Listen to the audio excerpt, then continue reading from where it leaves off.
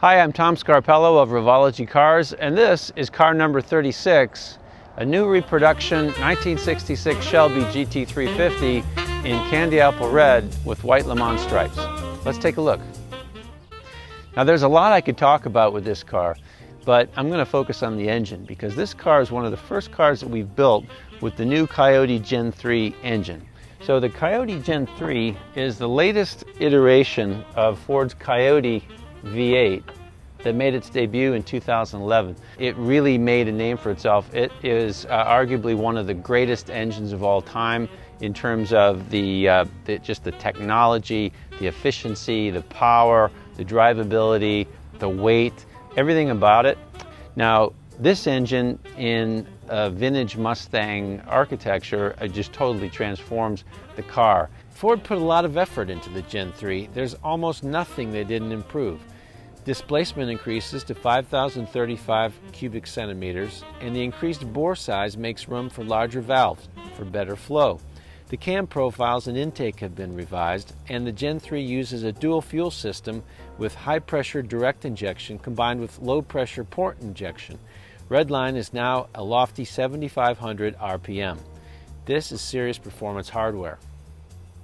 You know, it's more power, it's more torque, it's everything that we love, but you still get that great sound. That sound is so much the part of the experience of driving a Mustang and driving a Revology Mustang in particular.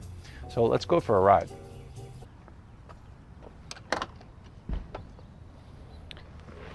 All right, so time to go for a ride.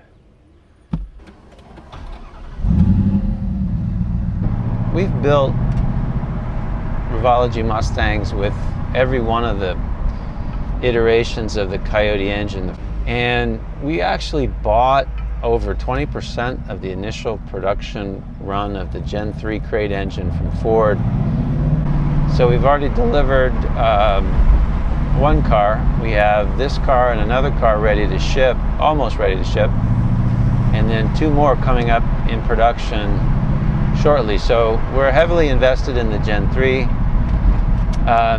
There was a fair amount of work that was required to migrate from the Gen 2 to the Gen 3. We had to revise our fuel system, our air intake, and a few other details, but it's worth it.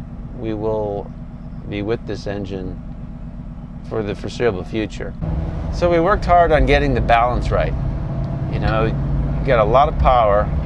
Obviously we had to stiffen up the chassis or stiffen up the body to be able to handle the power, but you got to be able to control the power. So brakes are really important, and to have steering that gives you feedback and you really know what the car's doing at every moment is really important. So it's a really balanced chassis. No one system overpowers any of the other systems. It just really works well together. The car cruises on the highway really comfortably. It's quiet. There's no drone from the exhaust. There's no whine from the gears. So you'd be easily lulled into thinking that it's just another cruiser, but it's not.